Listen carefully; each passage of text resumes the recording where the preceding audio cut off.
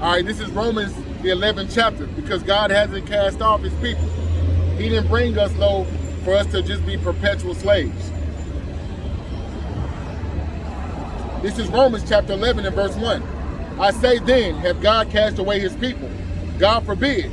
For I am an Israelite of the seed of Abraham, of the tribe of Benjamin. God hath not cast away his people, which he foreknew. Right? He has not cast us away. This is why Psalms 83 and 3 said, the nations they taken crafty counsel, that the name of Israel be no more in the earth.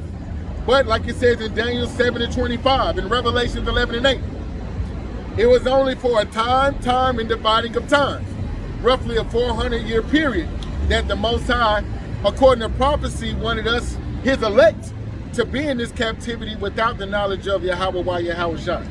Right? So God has not cast away his people. Like it says in 1 Kings 8 and 47, if we will bethink and remember ourselves, then we will be given favor. If we would stop transgressing, because transgression is what? Not observing the law, statutes, and commandments. Sin. Sin is transgression of the law. That can only be imputed on one people. But the Most High made a covenant. It's pursuant to Hebrews 8 and 8 and Jeremiah 31 and 31 with our forefathers, Abraham, Isaac, and Jacob. And like it says in the book of Malachi 3 and 6, he changes not. Therefore, you can't say that he's cast us off and we're consumed. Right? Let me bring this out one more time. This is Romans 11. I say then, have God cast away his people? God forbid. For I also am an Israelite of the seed of Abraham, of the tribe of Benjamin. God hath not cast away his people which he foreknew. What ye not that the scripture said of Elias, how he make intercession to God against Israel, saying, Lord, they have killed thy prophets and digged down thine altars, and I am left alone, and they seek my life. But what said the answer of God unto him? I have reserved to myself 7,000 men, who have not bowed the knee to the image of Baal. Right, like it says in 2 Ezra 2 and 42, when Yahweh Shai, being taller than the others, were crowning those men that stood stiffly, that professed the name of Yahweh, while Yahweh Shai in the earth. It said that he had already reserved 7,000 men. And that number 7, whenever you see that in the scriptures, it doesn't mean a literal 7.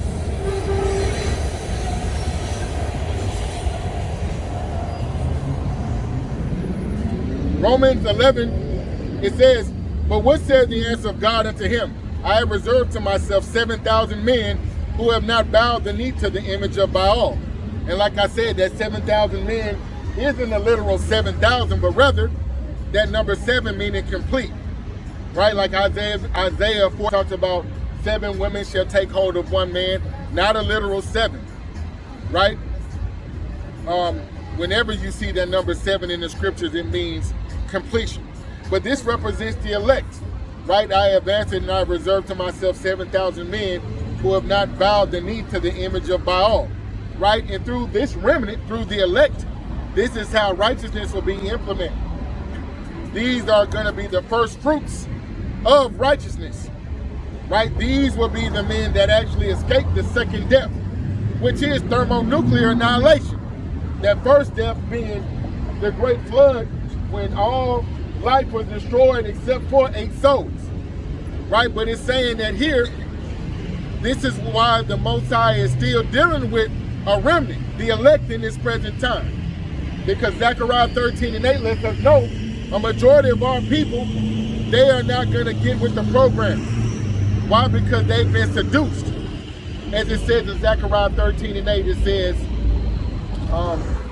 it said that the 2/3 part therein will be refined. Right? We'll be refined from all of the filth that we've been inundated and that we've taken on within this society. But the 2/3, you know, those are the goat. Those are the goat. Right? It says all Israel is not of Israel in, I believe, Romans the 10th chapter. Right? That represents the Israel that is not of Israel.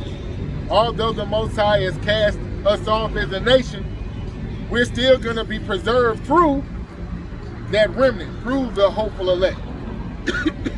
Right? Let me bring this out real quick. It's in the book of Jeremiah 30 and 11. Has God cast off his people? Has God cast off his people that he once knew? Right? Even though we've been cast headlong into another round of captivity, he didn't do this for us to just be permanently destroyed. Right? Let me bring this out in the book of Jeremiah chapter 30 and verse 11, and it reads, "For I am with thee, saith the Lord, power to save thee. Though I will make a full end of the nations, whether I have scattered thee, yet will I not make a full end of thee. But I will correct thee in measure, and I will not leave thee altogether unpunished." Right, one more point. Right, this not only substantiates the fact that we're scattered. Right, when you're dealing with the mystery of the Gentiles, you have to understand that all of Israel is not in the land of Jerusalem or Judea, but rather we've been scattered across the four corners of the earth, speaking every language, every tongue, like it says in Revelation 7 and 9. This is an adverse effect of us being disobedient, us having to be scattered. It said that in Psalms 44 and 11, Isaiah 11 and 10, Ezekiel 11 and 16, right? I believe Ezekiel 34 and 16, Joel the 3rd chapter, Jeremiah 30 and 11, we're getting into that right now. Baruch 3 and 8 lets us know that we've been scattered, right? Amos 9 and 9, Deuteronomy 28 and 64, brothers bring that out all the time. So Paul was known as an apostle to the Gentiles, not the natural Gentiles, but rather the Israelites that were scattered among the nations, being identified by the nations through the proverbs, bywords, and misnomers that were put on us, like being black, African American, right? Jeremiah 30 and 11, one more time. "For I am with thee, said the Lord, power to save thee, though I will make a full end of the nations where I've scattered thee." It says that in the book of Jeremiah 30 and 16. It says, "All that devour thee shall be devoured." In Jeremiah 30 and 16.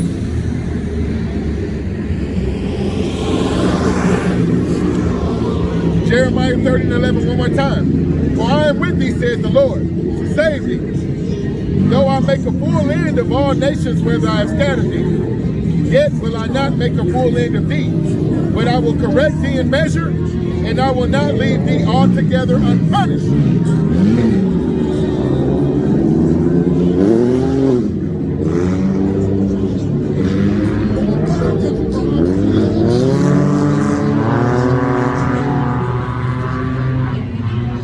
Salakia, the noise pollution, right? But we were not brought low to be cast off, like it says in Romans 11. But like it says in Jeremiah 30 and 11, let me bring this out one more time. "For I am with thee, said the Lord, power to save thee, though I will make a full end of all of the nations whether I have scattered thee. Yet will I not make a full end of thee, but I will correct thee in measure, and I will not leave thee altogether unpunished." So us being brought into captivity is a punishment.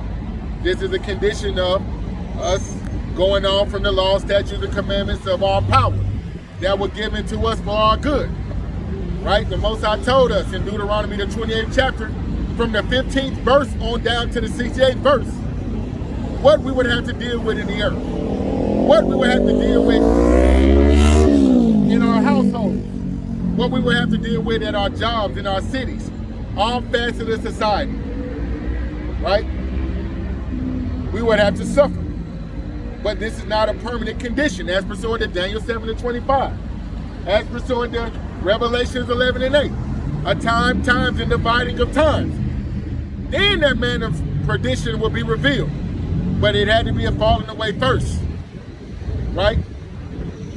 You being asleep, you being without the knowledge. All right, let me bring this out in the book of Baruch, chapter 4 and verse 5. This is Baruch chapter 4 and verse 5. It says, "Ye were sold to the nations not for your destruction, but because ye moved God to wrath. Ye were delivered unto the enemies, for ye provoked him that made you by sacrificing unto devils and not God. It said, hey, you provoked your power to wrath. You know, you sacrificed to devils. You looked at the ways of the nations round about, and you held them in high esteem. Now, for that, the Most High told you, that wasn't a part of the covenant.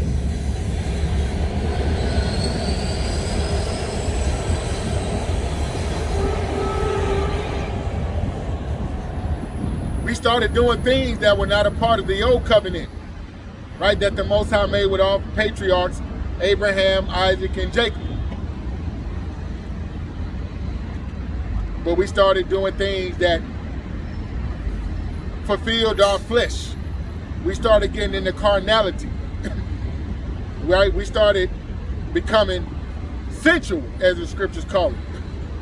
And the spirit left us, right? And the Most High had to come down on us with great wrath, right? Look at the slave trade. Our babies being fed to alligators. Our women having the babies yanked out of their womb. You know, these are just a couple of the terrible atrocities that the Most High allowed to happen to our people. Why? Because we went a-whoring after other gods and after the nations that are round about. Right? Let me bring this out. This is Deuteronomy 32 and verse 21, and it reads, they have moved me to jealousy with that which is not God. They have provoked me to anger with their vanities, and I will move them to jealousy with those which are not a people. I will provoke them to anger with the foolish nation. Right? It's so that lets you know that our God is a jealous power. Right, here it is. Let me bring this out one more time. Deuteronomy 32 and 21 reads, they have moved me to jealousy with that which is not God. Right, idolatry. Have no other God before me. You know, the Most High is married unto us, the men. He said, the servants of my pasture, the sheep of my pasture are men. I am married unto you. So jealousy is the wrath of a man.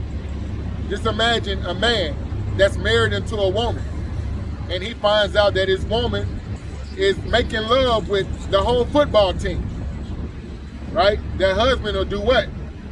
To that woman that's defiling the wedding chamber. He'll give her a bill of divorce. According to the law, that woman could be stoned. But of course, Romans 13, the powers that be are ordained of the Most High. We follow the laws to the best of our abilities, especially if they don't encroach upon our 613. But in this present time, you can't stone a woman for committing the act of adultery, because cheating is not in the Bible. But in the same fashion, us being married into the Most High, we provoked him to jealousy. Right? Deuteronomy 32 and 21, once again, they have moved me to jealousy with that which is not God. They have provoked me to anger with their vanities. And I will move them to jealousy with those which are not a people. I will provoke them to anger with the foolish nation. Right? Hey, in Job, the 30th chapter lets you know that Esau, Edom, they were children of fools, children of base men. Right? He said that he'll provoke us to anger. Our people get angry when they can't achieve equality in this place. Our people get angry when they can't obtain the so-called American dream. Our people get angry if they don't get accepted by the dominant society. Our people get angry if they can't go into the same churches, schools, and businesses as their open enemy. Our people get angry when we don't get justice, when the nations that are around about oppress and victimize us. Our people get angry seeing that their wealth of their foremothers and their forefathers robbed and given to another people as an inheritance. The Most High, he wanted to give us a taste of exactly what he deals with, dealing with the adulterous, stiff-necked, hard-hearted people. He said, because you provoke me to jealousy, let me bring this out one more time. They have moved me to jealousy with that which is not God. They have provoked me to anger with their vanities. I will move them to jealousy with that which are not a people. I will provoke them to anger with the foolish nation. Right? And it lets you know, hey, Job 9 and 24 The earth has been given into the hand of the wicked. That's who the Most High uses to provoke his people, right? When we see them getting high above us and we are all the way at the bottom, hey, Deuteronomy 28 lets you know you provoked the Most High to jealousy. You made him angry, so he's going to provoke you to anger. He's going to make you jealous. What's coming to mind? Isaiah the 30th chapter. Let me get that. That's why it says, woe to them that go down to Egypt for help. A lot of our people get jealous. They get angered at the position that the Most High has put us in. At the bottom of every facet of society, the borrower and the lender, first fired, last hired, perpetual victims, as it seems, in the earth. Hey, the Most High told us that those would be the conditions that we would be under. Right? This is why understanding is so important. It said that in the book of Proverbs. It said wisdom is the principal thing. Right? It said that in the book of Proverbs 4 and 7. Wisdom is the principal thing. Let me get that real quick.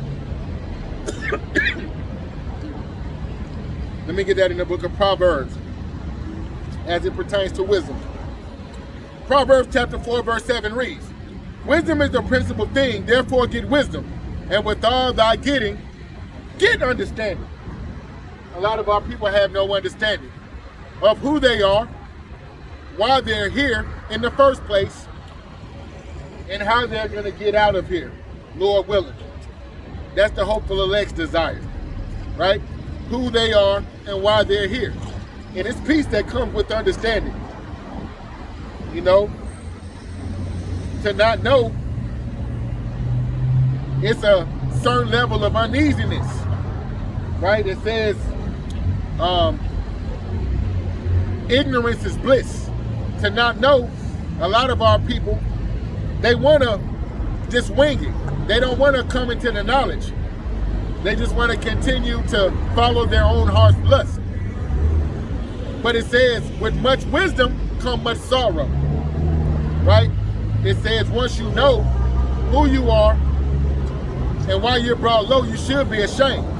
Just like that whore that's been given a bill of divorce. Once you lay the heart, why your husband has excommunicated you from his bedchamber, from his home, then you should become sorrowful, right? But it said, Proverbs 4 and 7, one more time. Wisdom is the principal thing, therefore get wisdom, and with all thy getting, get understanding.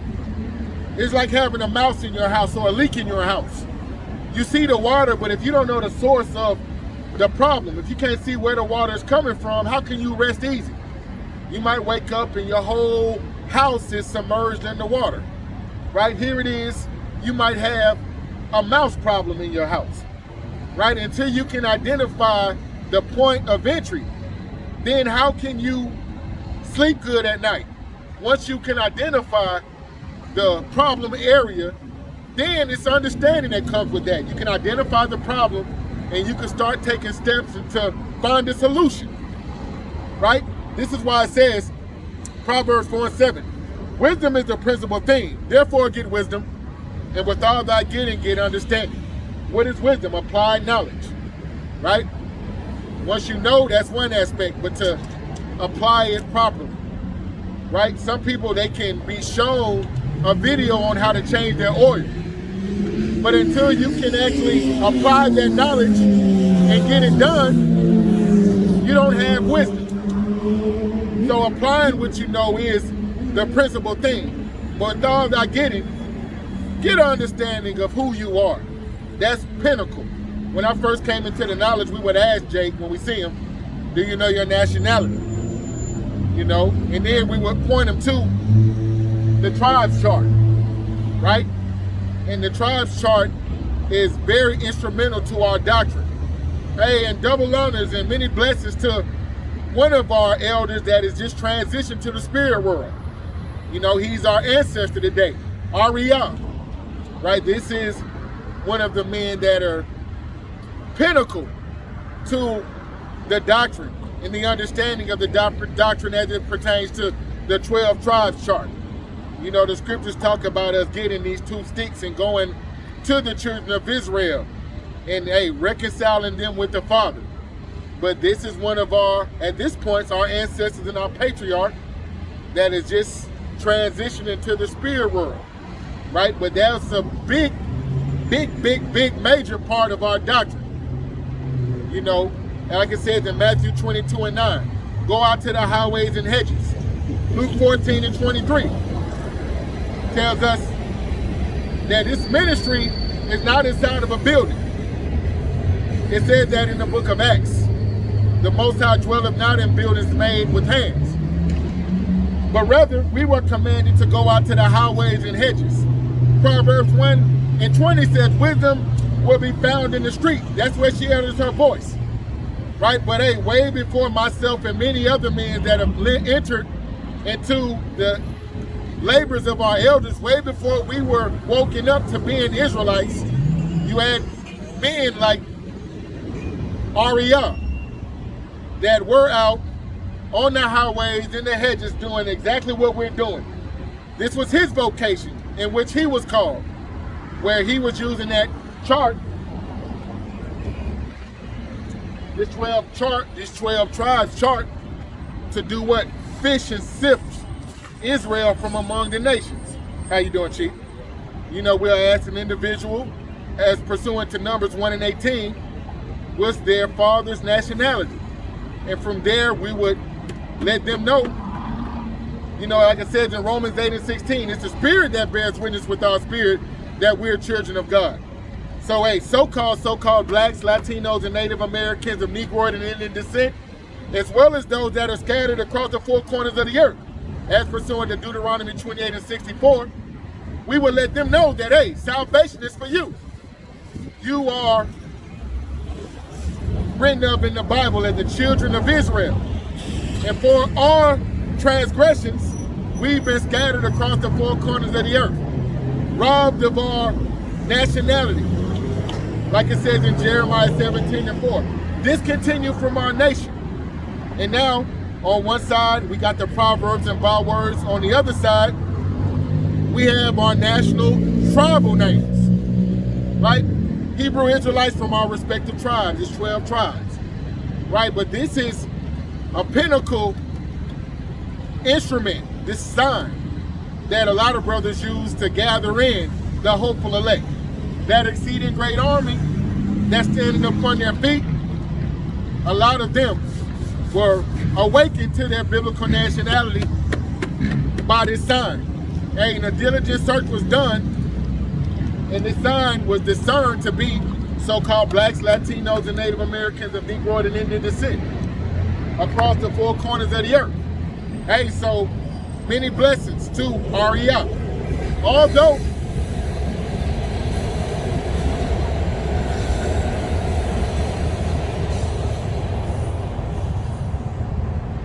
many blessings to them, man. Although I never had an opportunity to meet him in the flesh, just hearing all of the great things that the men that he raised up in the knowledge, wisdom, and understanding through the power and spirit of Yahweh Shah, the respect that they show him, even after he went and started following a man by the name of Jermaine Grant.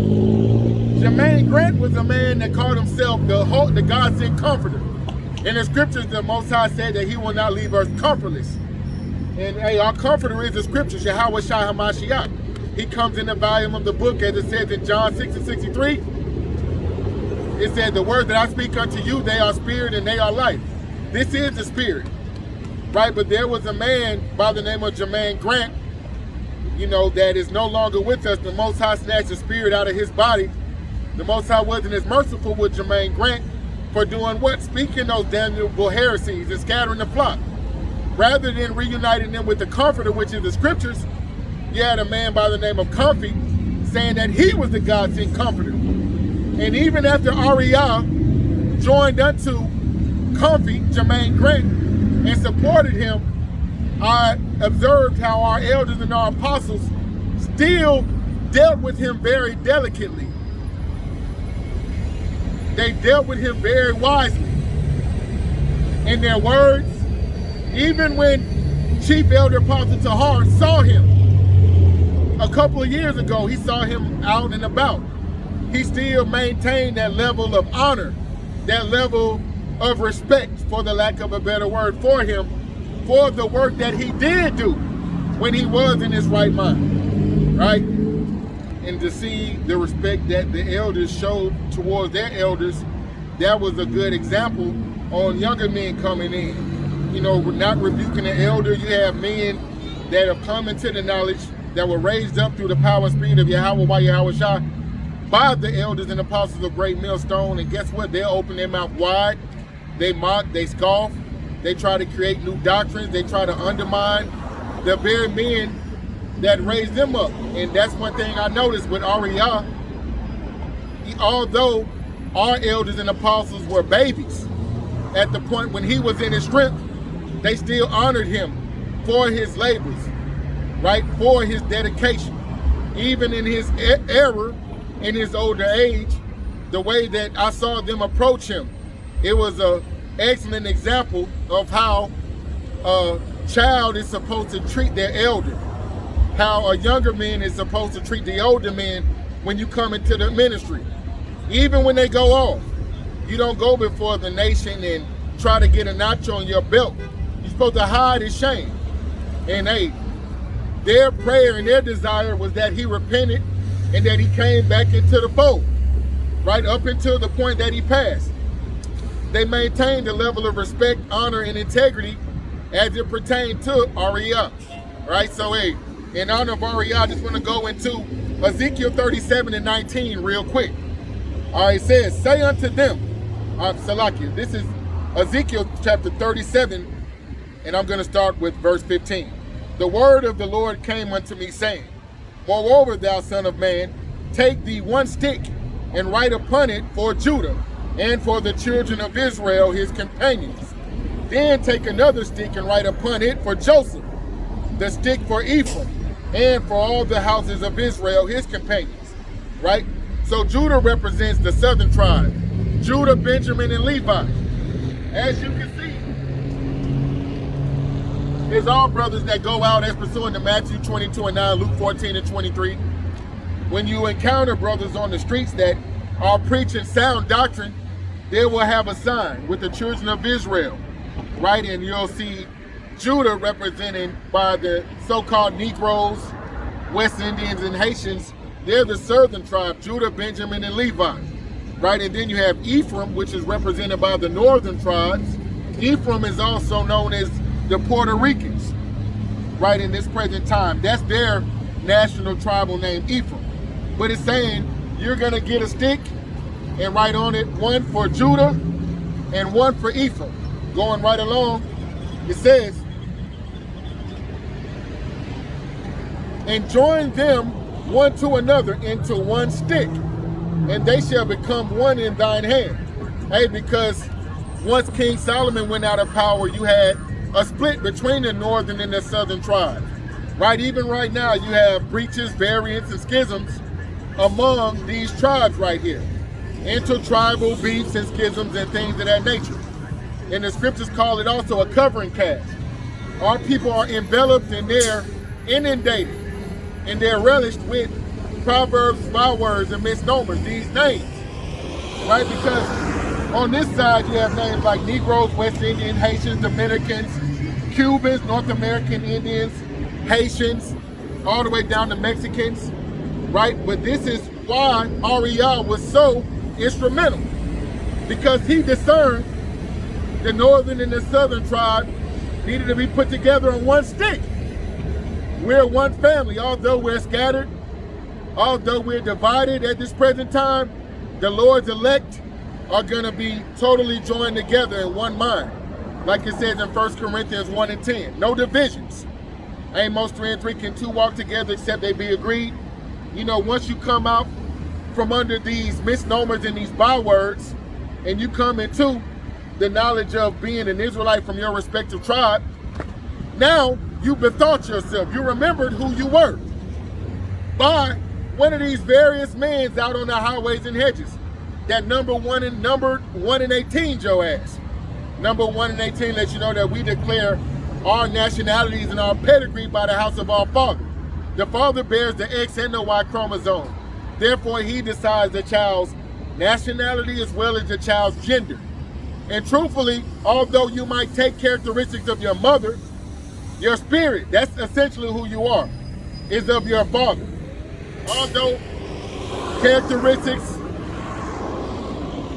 phenotypes, certain attributes you will get from your mother, the essence of who you are, your spirit is of your father.